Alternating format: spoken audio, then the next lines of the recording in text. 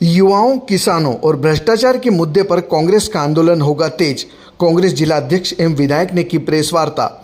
बड़वानी जिला कांग्रेस कमेटी के द्वारा आयोजित प्रेस वार्ता में जिला कांग्रेस अध्यक्ष ज्ञानेश चौधरी व विधायक राजन मंडलोई ने प्रदेश सरकार पर युवाओं, किसानों और आम नागरिकों के हितों की अनदेखी करने का आरोप लगाते हुए चरणबद्ध जन आंदोलन की घोषणा की है। उन्होंने कहा कि मध्य प्रदेश कांग्रेस द्वारा प्रदेश भर में युवाओं के भविष्य, किसानों की समस्याओं, उज्जैन भूमि प्रकरण तथा भ्रष्टाचार के मुद्दों को लेकर व्यापक जन आंदोलन चलाया जाएगा।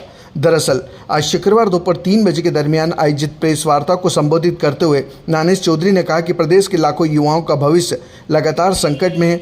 नीट एवं अन्य परीक्षा प्रतियोगिताओं से जुड़े विवादों ने शिक्षा व्यवस्था पर गंभीर सवाल खड़े किए। वहीं कांग्रेस पार्टी छात्रों के साथ खड़ी है और शिक्षा व्यवस्था में पारदर्शिता एवं जवाबदेही सुनिश्चित करने के लिए आंदोलन करेगी। इधर विधायक राजन मंडलोई ने कहा कि खरीफ सीजन के दौरान प्रदेश के किसान खाद, डीएपी, यूरिया एवं बिजली की समस्याओं से जूझ रहे हैं। कई स्थानों पर खाद की उपलब्धता नहीं होने, कालाबाजारी और टोकन व्यवस्था के कारण किसानों को भारी परेशानियों का सामना करना पड़ रहा है। उन्होंने कहा कि कांग्रेस गांव-गांव जाकर किसानों की आवाज उठाएगी। कि मैंने 1,11,000 रुपये चंदा दिया है और प्रदेश के जो मुख्यमंत्री थे, पूर्व मुख्यमंत्री, उनके द्वारा 1 लाख दिया गया और हमारे जो राजा साहब है उनके द्वारा 1,11,000 चंदा दिया गया। उस चंदे के माध्यम से जो मंदिर का निर्माण हुआ है, मंदिर निर्माण से लेकर मूर्ति खरीदी तक उन्हीं के कार्यकर्ता साथी आज बोल रहे हैं कि सब में है ना परसेंटेज था और सब में भ्रष्टाचार हुआ है।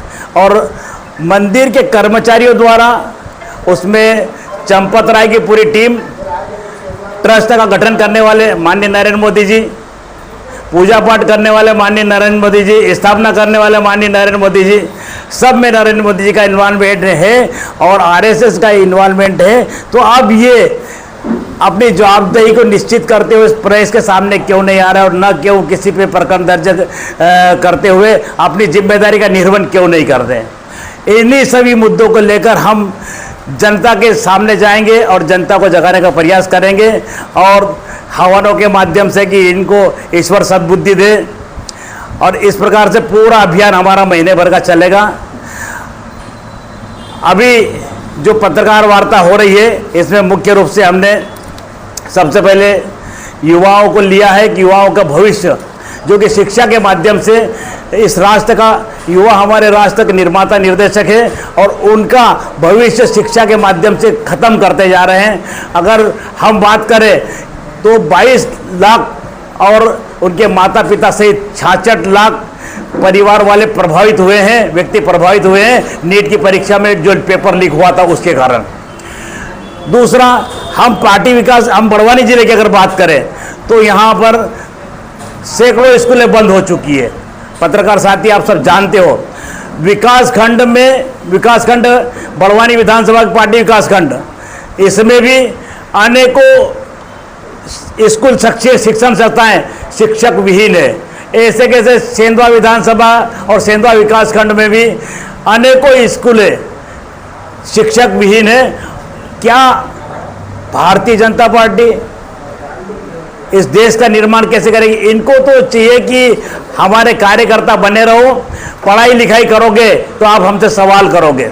इनका ऐसा उद्देश्य मुझे लगता है कि पढ़ाना लिखाना देश के युवाओं को चाहते नहीं है और बार बार पेपर लीक करके नौकरियां किसी को देना चाहते नहीं।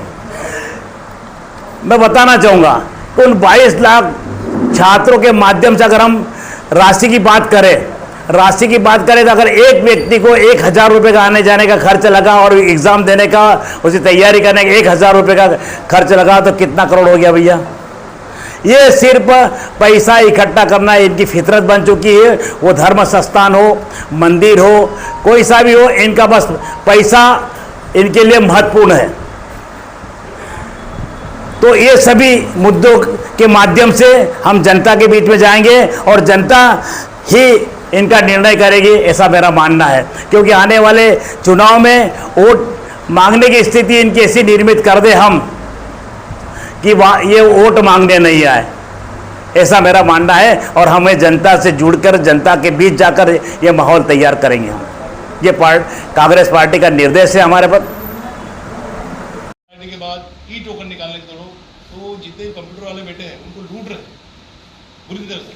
और और गलती से यदि हमारा 2 दिन के अंदर टोकन लेने नहीं, टोकन पर खाद देने नहीं जा पाया तो वो टोकन निरस्त। और इसमें खाद जितना चाहिए किसान को उतना तो मिल नहीं रहा, सीमित मात्रा में दे रहे हैं। दूसरी बात कि कुछ मिल, इनको तो कुछ मिल नहीं रहा, जिनकी रेवेन्यू की पावती है या फॉरेस्ट की जिनके वनाधिकार के दावे पट्टे हैं तो उनका भी ऑनलाइन नहीं है, तो उनको भी परेशानी का सामना करना पड़ रहा है। और ऐसे कई हमारे यहाँ वनाधिकार के पट्टे के कई दावे ऐसे पेंडिंग है जिनका अभी तक सरकार ने निराकरण नहीं करा। किसान उस जमीन पे काबिज है, फसल बो रहा है, लेकिन क्या रिकॉर्ड में नहीं होने के कारण उसको खाद नहीं मिल रहा है। तब ये खाद की भी बहुत भारी समस्या है।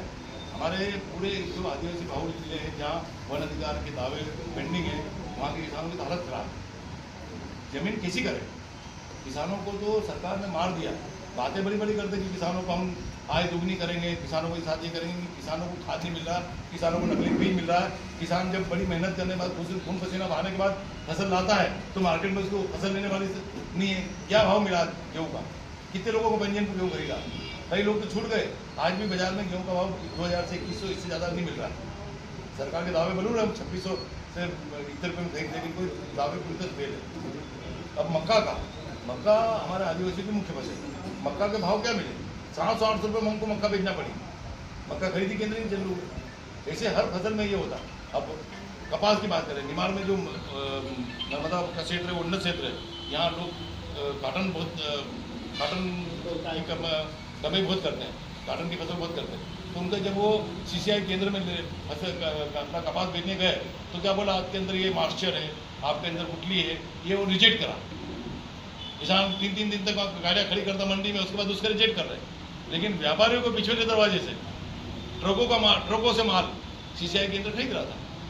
मैं तो कई बार CCI केंद्र में गया हूँ, कई बार वहाँ विवाद हुआ, किसान जब बुलाते थे खबर पाने के लिए RPTV न्यूज़ को फॉलो करो Instagram पर।